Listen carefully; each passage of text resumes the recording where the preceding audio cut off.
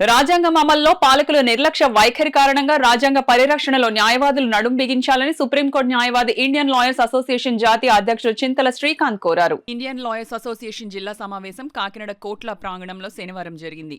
ఈ సభకు ముఖ్య అతిథిగా విచ్చేసిన శ్రీకాంత్ మాట్లాడుతూ రాజ్యాంగ స్ఫూర్తిని సమాజానికి అందించడంలో పాలకులు విఫలమయ్యారన్నారు.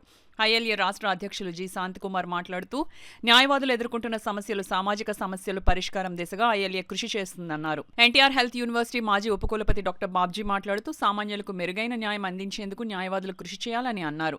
సభకు అధ్యక్షులు వహించిన న్యాయవాది టీపు రుద్విరాజ్ మాట్లాడుతూ న్యాయవాదులు ఎదుర్కొంటున్న సమస్య పరిష్కారం సంక్షేమం కోసం ఐఎల్ఏ కృషి చేస్తుందన్నారు. కాకినాడ బార్ అసోసియేషన్ అధ్యక్షులు ముత్తుంటె విశ్వేశ్వరరావు మాట్లాడుతూ ప్రజల్లో చట్టాల పట్ల అవగాహన కల్పించాలన్నారు. ఈ కార్యక్రమంలో న్యాయవాదులు జవహర్ అలీ, పిల్లి శ్రీనివాస్, విజయలక్ష్మి, పితాని శ్రీనివాసరావు, సయ్యద్ సాలర్, ప్రసన్న కుమార్, జేవి రమణ, సునీత తదితరులు పాల్గొన్నారు. ఇండియన్ లాయర్ అసోసియేషన్ జిల్లా సమావేశం అనంతరం జిల్లా నూతన కమిటీని రాష్ట్ర అధ్యక్షులు జి శాంతికుమార్ నియమించారు.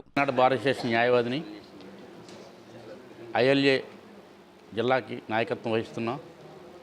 ముఖ్యంగా ఇండియన్ లాయర్స్ అసోసియేషన్ న్యాయవాదుల సమస్యలనే కాకుండా సమాజంలో ఎదురవుతున్న సమస్యల పరిష్కారానికి కూడా నడుం బిగిస్తుందని ఈ సందర్భంగా తెలియజేస్తున్నాను.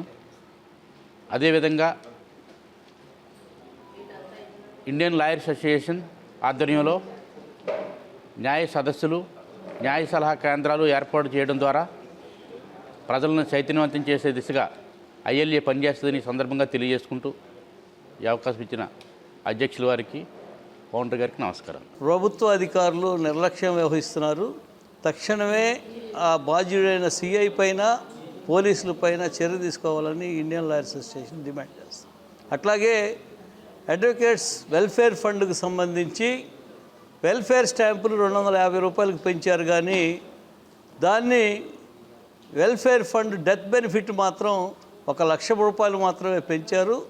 అది 5 లక్షల నుంచి 10 లక్షలకి పెంచడం న్యాయబద్ధం. తక్షణమే పెంచకపోతే భవిష్యత్తులో మేము ఆందోళన కార్యక్రమం చేపడతామని తెలియజేస్తున్నాం.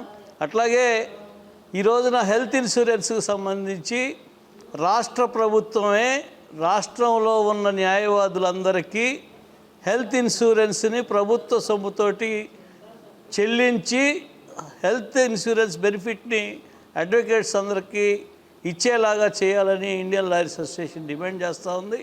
అట్లాగే న్యాయవాదులపై దాడులు జరుగుతూ ఉన్నాయి. వాటి ప్రొటెక్షన్ కోసం అడ్వకేట్స్ ప్రొటెక్షన్ యాక్ట్ని తక్షణమే ఇంట్రడ్యూస్ చేయాలని ఇండియన్ లాయర్స్ అసోసియేషన్ డిమాండ్ చేస్తూ ఉంది. రాజ్యాంగం పట్ల అవగాహనే కాకుండా రాజ్యాంగం నైతికత అనేది సమాజంలో తగ్గిపోతూ వస్తుంది. రాజ్యాంగ నైతికత పెంచాల్సిన అవసరము ముఖ్యంగా న్యాయవాదుల మీద కానీ, అలాగే రాష్ట్రాల మీద కానీ, రాజకీయాల మీద కానీ ఉంటుంది. ఈ రాజ్యాంగ నైతికత అంటే ఏంది, రాజ్యాంగాన్ని అందరం తెలుసుకుందామనే ఒక దృక్పథంతో ఈరోజు ఇక్కడ మీటింగ్ పెట్టడం జరిగింది. దీనికి పెద్ద సంఖ్యలో లాయర్లు అందరూ కూడా రావడం, వివిధ జిల్లాల నుంచి లాయర్లు ఇవాళ రావడం జరిగింది. అయితే ఇందులో ఈ కొత్తగా తీసుకొచ్చిన చట్టాల్లో కూడా కనీసం ఒక ప్రతి పౌరుడు కూడా తనకు అన్యాయం జరిగితే కోర్టుకు వెళ్ళినప్పుడు కూడా తనకి న్యాయం జరిగే పరిస్థితులలో లేదు. ఈ పరిస్థితిని మనం అర్థం చేసుకోవాలంటే లాయర్ల మీద పెద్ద బాధ్యత ఉంది.